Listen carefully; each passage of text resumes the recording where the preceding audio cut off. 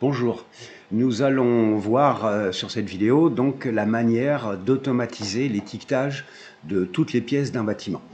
Alors en priorité, on va étiqueter en fait les pièces par niveau. Et l'intérêt en fait du script Dynamo, c'est de pouvoir étiqueter une pièce et lui donner une étiquette qui soit de taille en fonction de la surface. Là, par exemple, donc j'ai une étiquette de 2,5 mm pour une petite pièce et j'ai ici une étiquette de 5 mm pour une surface un peu plus grande. Donc il est déjà nécessaire au préalable de créer ses propres étiquettes et ensuite on verra qu'on va filtrer selon la surface. Selon la taille de surface, on va donc injecter telle ou telle étiquette. Je signale au préalable que vous pourrez télécharger le script entier Dynamo ainsi que le fichier de démonstration en cliquant sur le lien sur la page d'accueil. Le nœud final qui va nous permettre de réaliser l'opération, c'est donc celui-là. Et ici, vous avez le détail en fait de ce qu'il faut connecter aux différents points d'entrée. Donc nous avons dit la priorité va être de sélectionner des vues et donc des niveaux pour pouvoir étiqueter par niveau. Au préalable, on va d'abord supprimer toutes les étiquettes de nos pièces. On verra par la suite qu'à chaque fois qu'on lancera le script, on va en fait étiqueter à chaque fois. Donc on risque de se retrouver à la fin, si on clique un peu à tout va, avec une quantité d'étiquettes assez considérable. Donc on va commencer par supprimer toutes les étiquettes du bâtiment. Donc j'ai déconnecté ici mon nœud en fait qui me donne les catégories, qui va me chercher tous les éléments pièces pour ensuite les filtrer selon le niveau. Donc je l'ai déconnecté pour ne pas que étiqueter. Je vais maintenant supprimer mes étiquettes. Deux façons de le faire, soit par vue, donc là à moi de sélectionner la vue, soit pour tout le bâtiment en entier, et c'est ce que je vais faire en l'occurrence. J'exécute et je supprime toutes mes étiquettes. Je redéconnecte mon nœud. Je vais maintenant connecter mon nœud élément donc qui va me donner la quantité, le nombre des pièces. Je vais sélectionner le niveau de chaque pièce, ici en l'occurrence le niveau 0. J'aurai donc ma surface de pièces, je vais pouvoir aller chercher la surface de chaque pièce et la filtrer suivant des valeurs. Donc ici, dans ce premier élément, je vais avoir les pièces inférieures à 20 mètres carrés et ici, je vais localiser mes pièces qui seront supérieures à 50 mètres carrés. Je vais filtrer effectivement les pièces, je vais chercher ce qu'on appelle leur location, c'est-à-dire leur point d'insertion.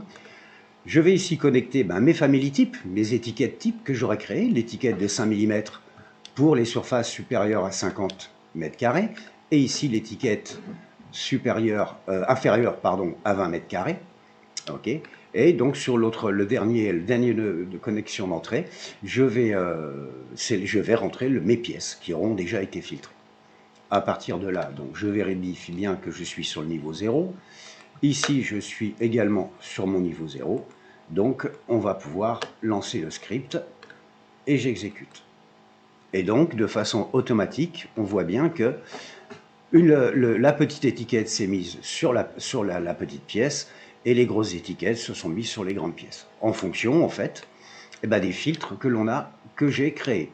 Alors, les filtres, donc, on peut les créer avec les nœuds existants, mais on peut aussi faire des filtres. Là, je vous donne des exemples dont vous pourrez vous inspirer. Faire des filtres par plage de valeur. Donc là, par exemple, on peut dire que les pièces supérieures à 100 supérieures à 50 mètres carrés et inférieures à 100 mètres carrés seront sélectionnées. On peut aussi voir, alors là, bon, c'est vous qui donnez la valeur dans les codes blocs, mais vous pouvez aussi la rentrer directement dans un script que vous pouvez faire au préalable. Et effectivement, si la surface est supérieure à 50 mètres carrés et inférieure à 100 mètres carrés, vous aurez les pièces qui apparaîtront après dans le nœud filter boolean mask. Donc voilà, vous pourrez vous inspirer de ça pour créer après vos propres plages de valeur. À partir de là, je vais maintenant aller sélectionner donc mon niveau 1 sur lequel j'ai placé aussi des pièces.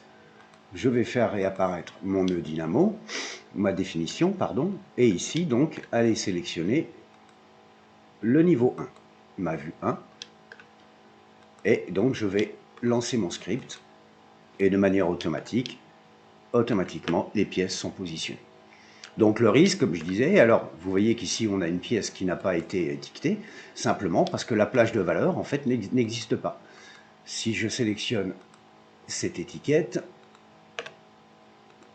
que je l'amène ici, j'ai bien un garage de 40 mètres carrés, d'environ 40 mètres carrés, mais en fait la plage de valeur n'existe pas. Donc l'étiquette n'a pas été positionnée. D'où l'intérêt de vraiment créer des filtres de manière très précise. Donc je disais, l'inconvénient en fait, et c'est le script que nous verrons par la suite, c'est qu'à chaque fois en fait que je vais lancer, que je vais exécuter mon script, à chaque fois je vais mettre des étiquettes. Donc je risque d'avoir en fait, vous voyez, si je déplace, j'ai bien plusieurs étiquettes qui se sont positionnées pour la même pièce, et donc le risque en fait c'est de retrouver avec des éléments inutiles. Voilà. Donc n'hésitez pas à télécharger le script en allant sur la page d'accueil, en cliquant sur le lien, le script et le fichier démonstration, comme ça vous aurez tous les éléments. Je vous remercie et donc au prochain script qui va nous permettre ensuite de supprimer donc les étiquettes en trop. Merci.